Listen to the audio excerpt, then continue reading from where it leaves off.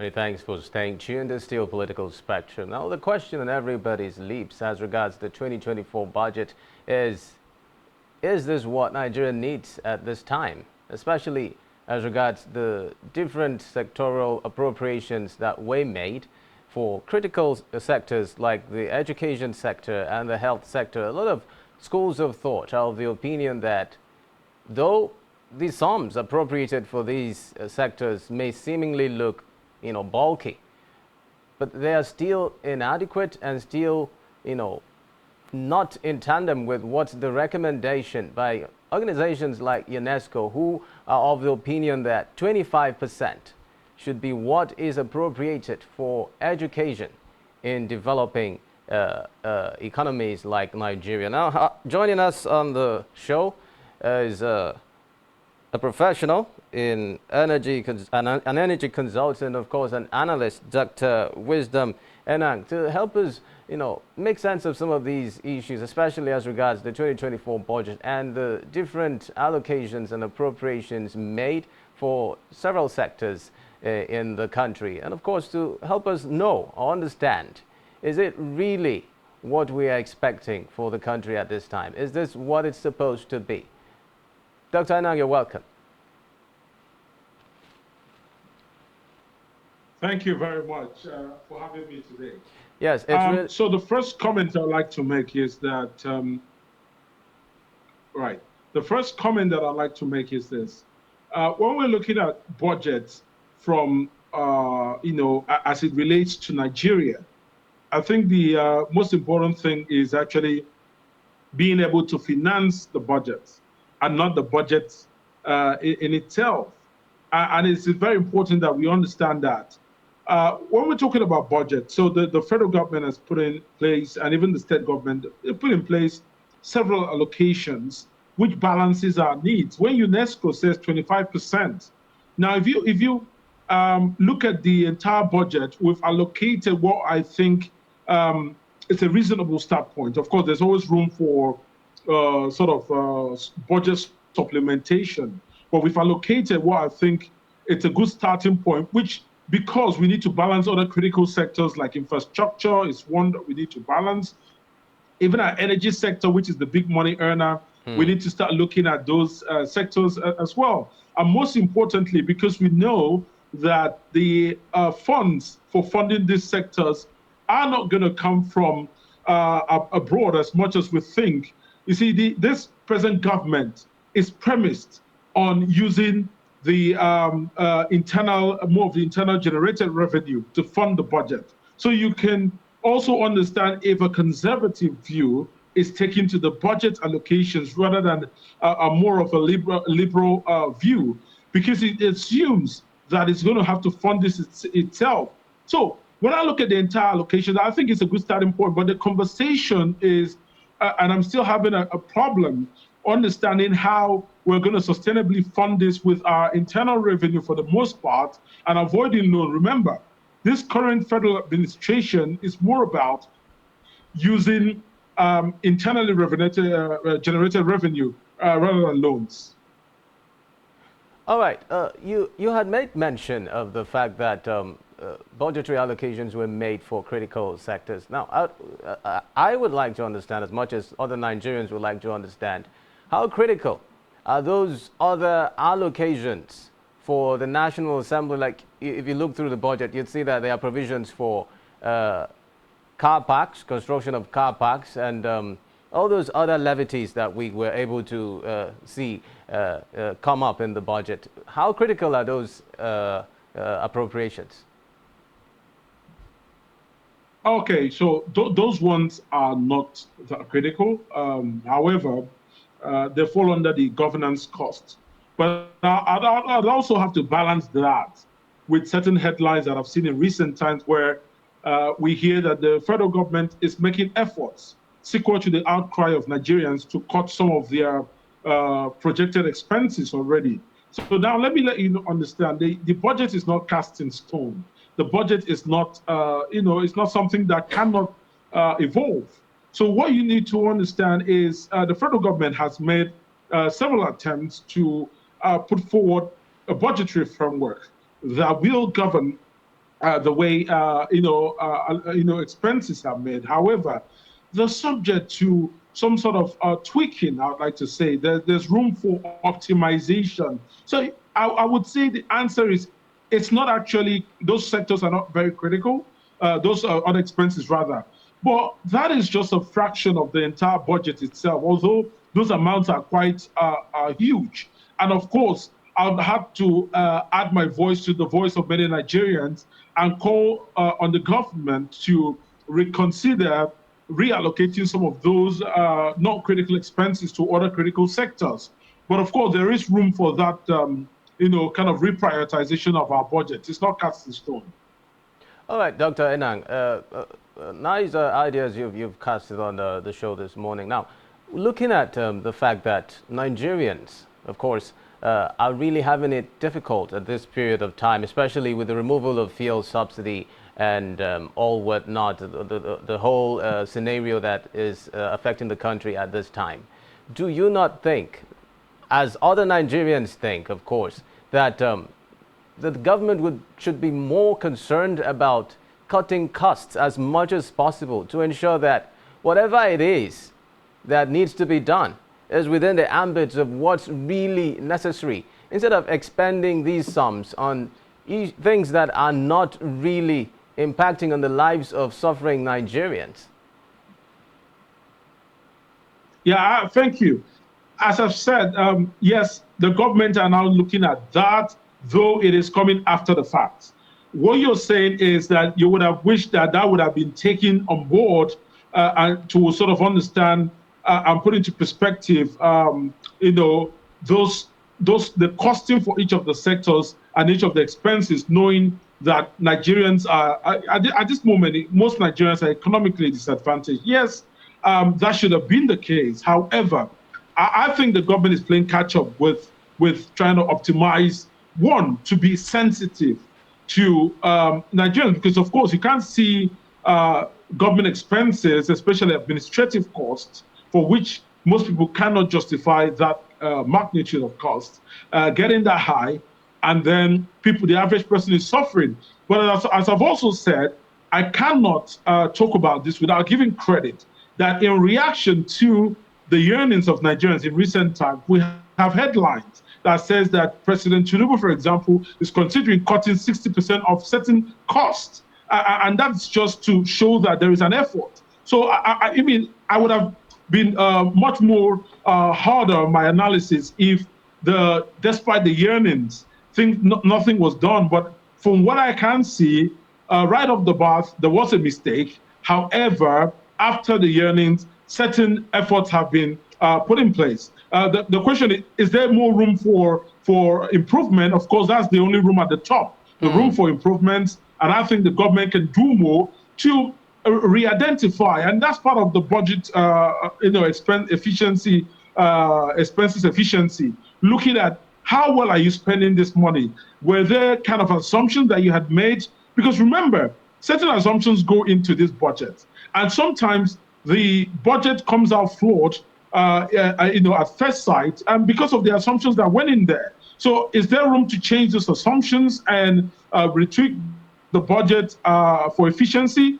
Yes, absolutely, and that's the only room at the top, the room for more improvements. Now, a lot of people are of the opinion that, yes, President Tinubu has, of course, told us that he's going to slash 60% of his travel expenses, a way of cutting costs of governance. And some people are of the opinion that, oh, he's probably just trying to, appeal to the sensibilities of Nigerians, considering a lot of outcry already in the country. Would you toe this line, or do you sincerely think the president is interested in what's happening to the country and genuinely wants to, effect a change and bring about succor to Nigerians that are having it really difficult at this time?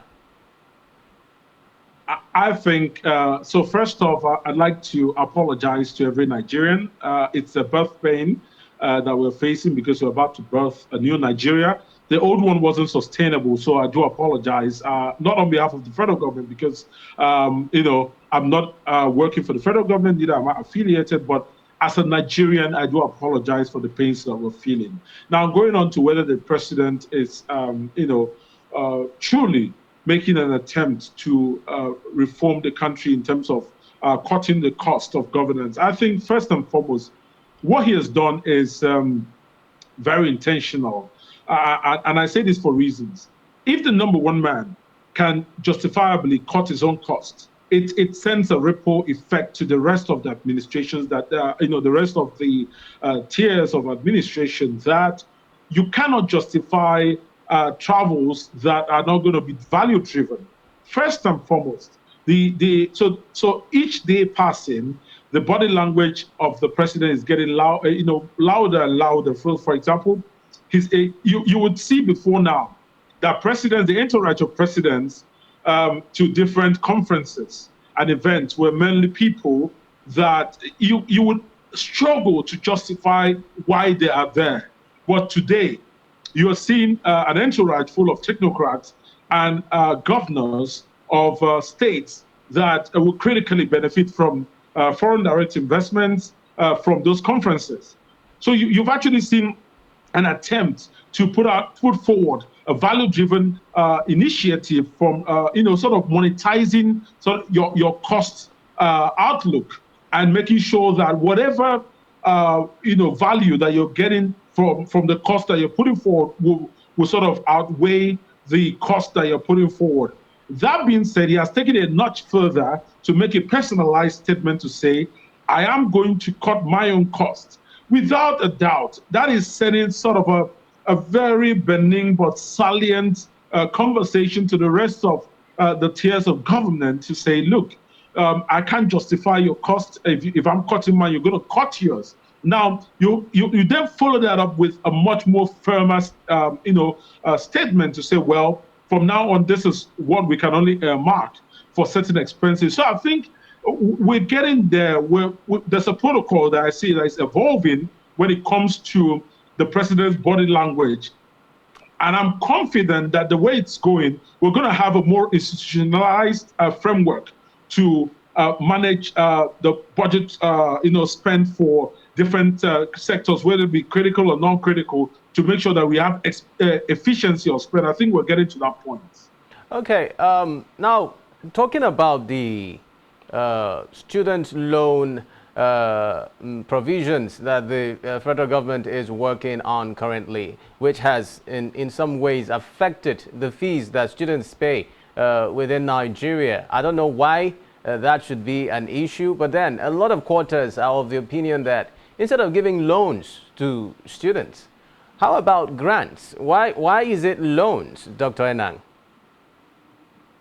I totally agree. I think, let me be very clear. I'd like to state that one of the things that we get wrong in this country is the prioritization of what should go under the subsidy. So first and foremost, I'll start by saying that that should come under the form of subsidy. You're subsidizing good education. There's nothing wrong with that. Now, I'll also not take it a notch further by saying that subsidy in itself is not a bad thing. It's just that you subsidize productivity and not consumption. So education is one of the productive sectors, more so because it's a big money earner for a lot of countries. So if you get it right. So I do agree that it should be a form of grant. But I think what is going to bring us the attendant effects, if it's a grant that we want to get, is two critical things come to mind right off the bat. The first one that comes to mind is that it needs to be on merit. So Akwa Ibom State is exemplifying that very keenly. So I've seen very, very clearly articulated objective basis for selecting people for an exchange program through examinations, of course, which will be followed up with an interview. And I think that is very laudable. At, of course, making sure that these loans are converted to grants, but then they hone in and create clarity on the selection process based on on merit. The second thing is this, that when people eventually go, there needs to be and this is done in the UAE, this is done in many other countries, there needs to be some sort of a bond that is going to say, okay, we're going to take care of your education. We identify talents. We're going to take care of your education. But when you come out of the program, you are going to have an automatic, perhaps, employment in XYZ sectors, and you're going to have to work for XYZ amount of years to kind of amortize the money that was used towards your grants contribution, and that is a very good way to sort of mitigate the Japa syndrome that is currently creating a massive brain drain.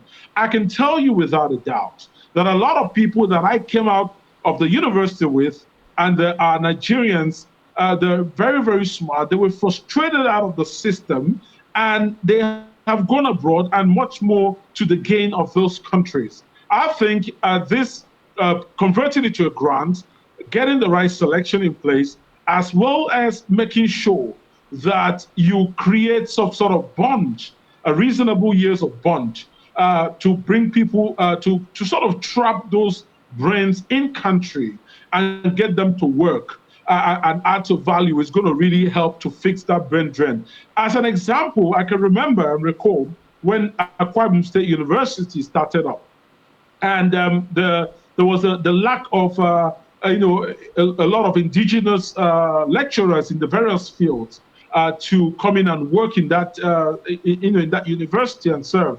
What the university management did in sort of working in collaboration with the government was to identify Akwa Ibomites and send them out for research trainings, and with a bond. I think at the time it was a 4-year bond for a 4-year PhD program that they'll come back and serve, and that is where we got a lot of the lecturers that currently teach at the moment. They've served their time, and some of them have remained. So I think it's a good thing for the federal government to do, and definitely a fix for mitigating the Japa syndrome that is currently plaguing Nigeria's, the various sectors, starting from education down to the medical and even engineering and other sectors as well. Thank you very much, Dr. Enang. Now, looking at appraising the educational sector in Nigeria currently, would you say that we have fared well, considering the fact that, I mean, over the years, already existing universities are having so much challenges in terms of finances and in terms of how it works, how the students in those different tertiary institutions are supposed to be competing favorably with other privileged students of the world who have the opportunity to travel out and study elsewhere, and of course come back with degrees that would, be unviable and people would want to employ them. But here in Nigeria, would you say that our educational experience is something to write home about? And what are those things that should be done to ensure that our educational system meets up to par and is competitive enough for the students and, of course, those ones that are studying elsewhere? Okay, so let me be very clear and fair to the Nigerian system of education, and I'm going to use a very simple example. In 2019, ExxonMobil conducted a recruitment process to bring in various staff into the company. And I can tell you without a doubt, there were people competing. I mean, it was more than 50,000 people applying for those positions. And I can tell you without a doubt that 85% of the people that got in came in from the Nigerian universities. And at the time I was with the company, so I asked the question, I said, what happened?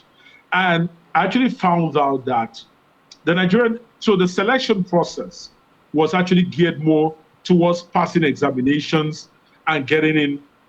And when I did a little bit of a social experiment and research, I actually found out that most Nigerian students passed because they had mastered the art of reading, and then passing exams. So they knew exactly what to read, pass the exams, and they had a mastery of practicing thousands of past questions. Now, back to why the international students, most of them didn't go that way. To explain it, I'd have to leverage on the personal experience that happened. When I was in school, year one, I remember thermodynamics one in school at the University of Bath. I had already finished cramming the formula book that was given in class. And I thought the advantage, and there we were trying to solve fluid dynamics questions using Bernoulli equation. And I was already excited because I thought, what a great advantage that I'm coming to get here by cramming the formulas. So when I went in there, my professor, Professor Kelvin Robinson, said, what makes you very excited? You're very happy. Are you prepared? I said, yes. He said, oh, good, great. I said, how prepared are you? I said, I'm prepared because I've crammed the formula book and I think I'm ready. He said, you don't need to cram it. It's already on the table. We're teaching you not to read and remember formulas, but to be able to apply them to solve problems. And I think that was a big reality check. Now, back to understanding why those students from abroad didn't cope, because they were not very pushed on, stoichiometric kind of, reading and writing. Able to imbibe, yeah. They were more, I'm passing exams. They're more about applicative, sort of problem solving. And this was the disadvantage that they had. Now, looking at real problem scenario, the question is, the person who reads and writes exams and is most likely doing that to get a job, and the person who is a creative thinker out of the box. The question is, who is a better problem solver for Nigeria, and who should we be growing?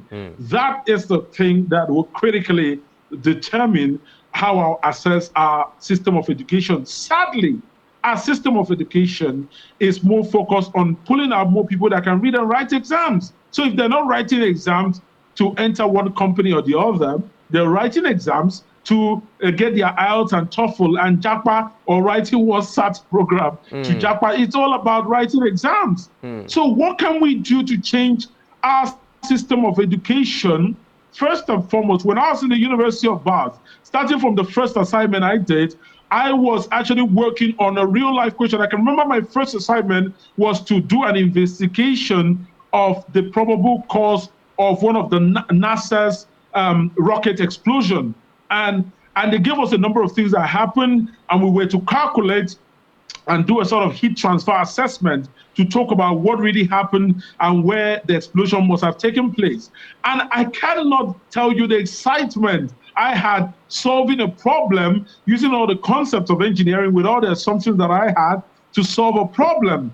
And it was very exciting. Yes, that unknown to me, that the investigation had come out, I think it was actually published, but our lecturer had to make us to use engineering and calculations to reach the same conclusions that they had reached, although I didn't know that was the case at the time. I thought it was just a practical question that he asked. I created a scenario to ask. What am I saying? The Nigerian universities need to start gearing their students towards solving real life problems. It's not enough to read textbooks and pass. You need to start solving problems.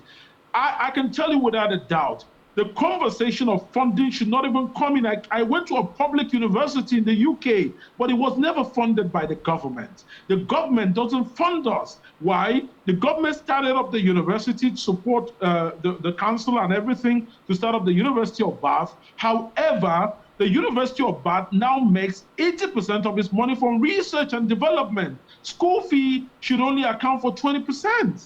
It should never be the money earner for any tertiary institution. But are the tertiary institutions, are they even talking about funding, talking about research? How are our tertiary institutions supposed to do research when they don't even have what it takes to do those things? No, I totally disagree. Let me tell you how we start. Now, I'll give you a very practical example. When I was in school about to take a topic for research, now this is what happened. I was asked to go to a board, and under each of the fields, automotive, mechanical, medical engineering, and whatever, I was asked to select a topic, and each of those topics were put forward by companies that were having collaborations with the university, and there was funding for it. So by the time I chose a topic, we already had funding earmarked for those topics. And then when I selected it, we sat down, we did a sort of an interview to make sure I understood the problem that I was going to solve. And then the university then put forward money from that allocation into getting the equipment. Well, most of the equipment, some of the equipment were there because, of course, they wouldn't accept a topic that they didn't have equipment for. And I got there some of the materials that they needed to procure away from equipment. I got that in place, and then I started my research, and the university earned some money. I got a little bit of stipend, and that's how it works. It shouldn't be the case that the research and development, because it's so fluid in nature, the research is driven by a problem statement. You cannot tell in absolute sense the problem that is going to work in there. But you must be prepared. You must have the right industry partnership and collaboration in place to be able to get to understand the problem statement. The question that we should be asking, do the tertiary institutions understand the problem statement that they're trying to solve? And that's the problem. So if you don't understand the problem statement, you cannot put your students with the right orientation to solve this. You cannot even gain the confidence of those industrial partners who are going to bring research for you to solve. So that should be the question. So research is driven based on the need. Okay, so I was going to ask, would you praise the education system in Nigeria as basically being more theoretical than the practical? Because that would apparently look like that's what's obtainable. That's what you're trying to say, that we're more of theoretical practices within a tertiary institution than the practical. And then what's the way forward? Correct. What are those things that needs to be done to ensure that we holistically approach these theoretical aspects and practically? Okay, so first and foremost, I think we need to close in that triangle between the government, who are the regulators, the industrial partners, and the university. I think there's a big triangle there. We need to close it and get more collaboration within the critical stakeholders. The second thing is this: we need to start domesticating our research. Look, I don't understand for a minute when we're about to, and this is down to inferiority complex. Look, a lot of the research that we do, we think it looks just good. When you hear that it's been done by McKinsey, we think that it's been done by KPMG, we think that it's been done. Why don't we say that it's been proudly done by the University of Uyo? What is wrong with that? There's absolutely nothing wrong. Look, I sit here and I can tell you sometimes a lot of these big names, I'm writing at the moment and drafting the domestication plan for implementing gas plan in Nigeria. I can tell you that. And all you hear are the big names that are signing the contract, but when it comes to adhering to the local content, they come for me. And I can tell you that there are so many other people like me in those institutions who are drafted into the more bigger names that are more like an international consortium, but those guys could still be part of the research. Let's go for research, not for the name of the company, but for the individual and the quality they can offer. And most of these guys are within our universities. It's the same thing like saying a professor that is a surgeon in a government hospital and the amount he will charge you versus if he goes to his own private setting. So the thing is, we have these guys, they're the same intellectuals that we have. If we begin to domesticate our research, if government makes it as a point of duty to make sure that a lot of the research that we need, for example, in agriculture, it's no one, no matter even if it's coming from Harvard or Cambridge, can understand our terrain more than us. So there's a lot of benefits in even domesticating the research to solve governance problems as it applies to Nigeria. So I think that is a starting point. And then from there, that funding could be put towards expanding from other sectors. But I'm trying to tell you how we can incubate that research ability in our institutions, both from engaging them to do research extensively and by funding them. We can start by just solving the very little problem. For example, we have power concerns. We're looking at decentralizing the grid, using using renewable energy to complement the national grid, which is more of gas powered and a little bit of hydro? Can we get universities across board to do an extensive research? Are we implementing? Must we get international consultants? I think this is a starting point. Let's start from the low-hanging fruit and get money to these research universities, and then build them forward. Now, let me even start. Let me even, truncate this conversation where what I'm saying now by adding that a lot of the ranking of the international universities are based on research and not teaching. My university, University of Bath, was ranking number 2, sometimes number 1 within the years I studied in engineering. And I found out that that score was because of the research output. Now, how do you compare? How do you think that a Nigerian institution would be able to compare competitively with an international institution without the research component, which is actually the main basis for which universities are ranked globally? All right.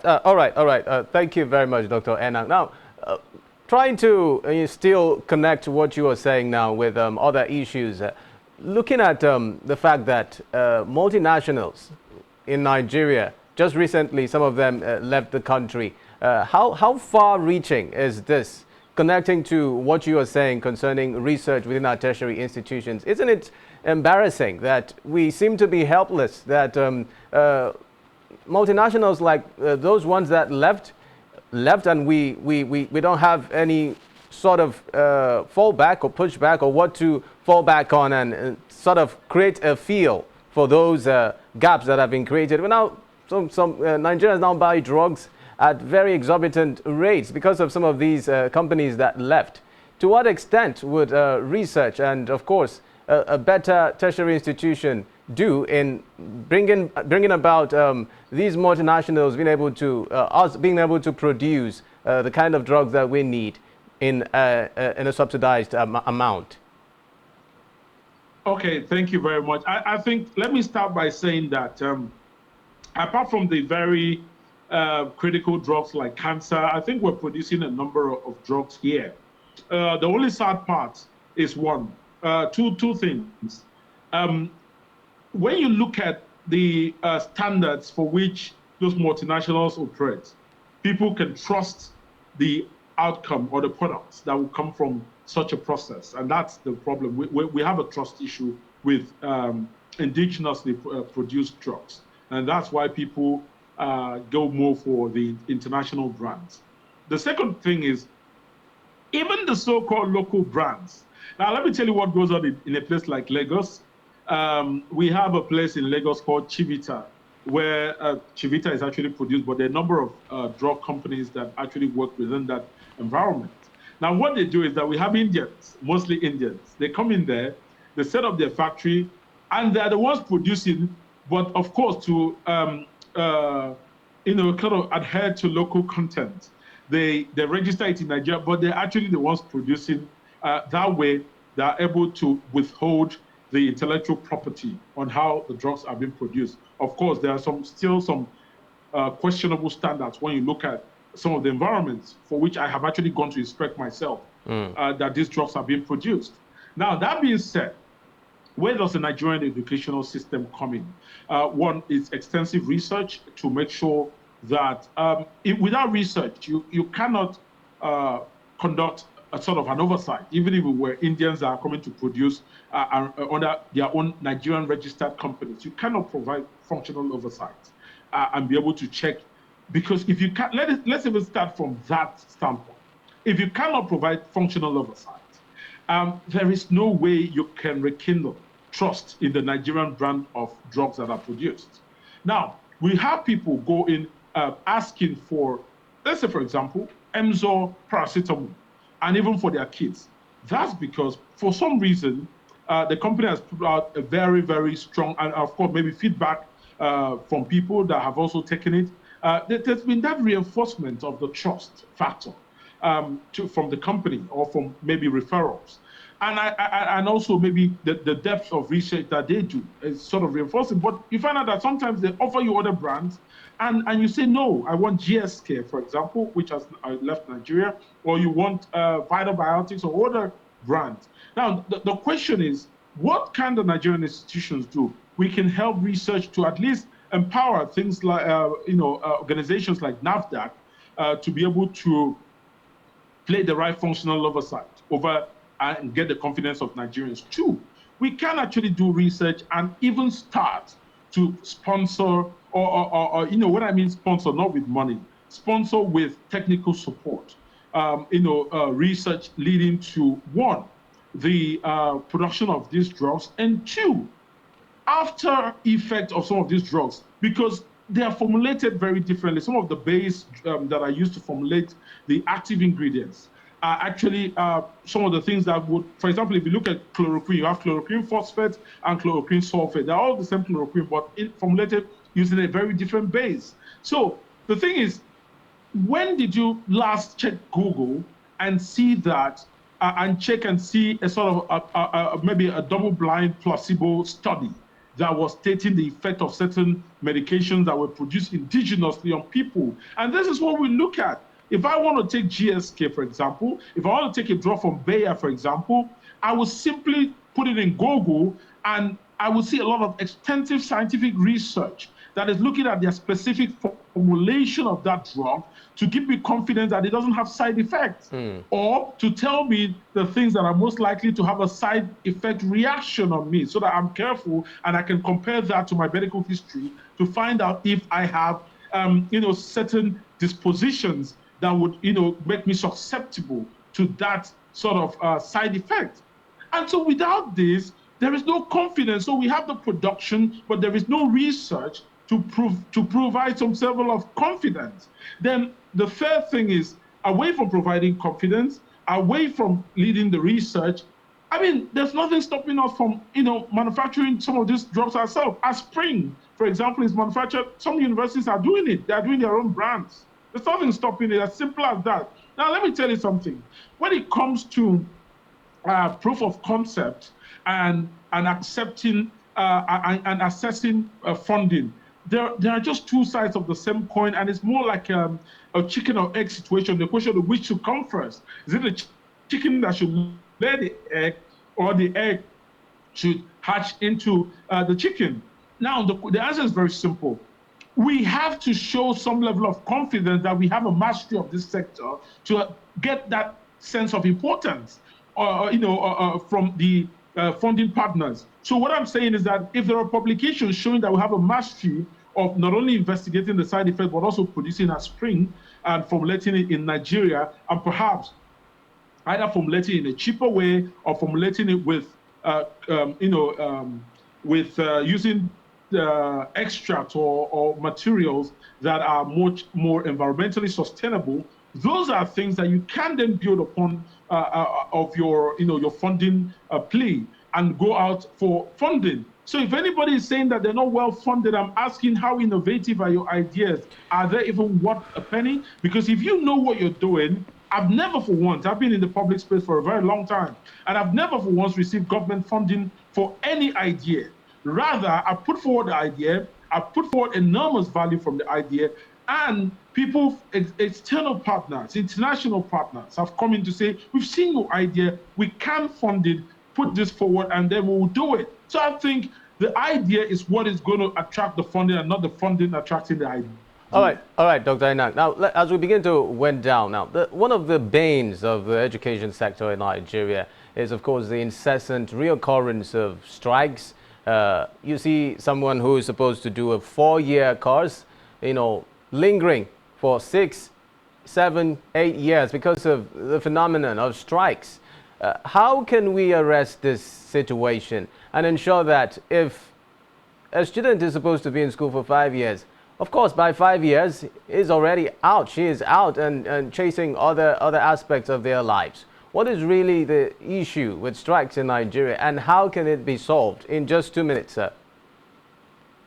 I apologize for the strike experience. I never had to experience that because, of course, my university, we never had any of that. But the first thing I'd like to say is, one of the sources of the strike, the most source of that strike is actually a breakdown between the negotiations between ASU most times and the federal government.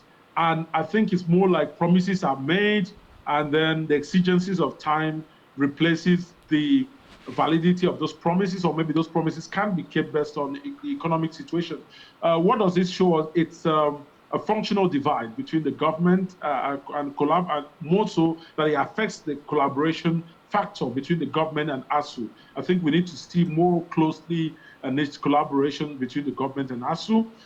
We need to be more intentional about putting out, meeting our promises that we put forward towards ASU as well. And ASU as well, we need to plead for their understanding and understanding that most of the actions, the eventual actions of their what they do affect the Nigerian students and create that disadvantage. I think I'd like to say within the next 10 seconds that the worst disadvantage of all this is where the confidence of the average student is being hit, and that the average student just goes, it's more like a tag along. The educational system now becomes like a tag along. There's no intentional drive. And I think we need to be very careful not to switch off a lot of the active brains from the students and the youths of Nigeria with strike actions.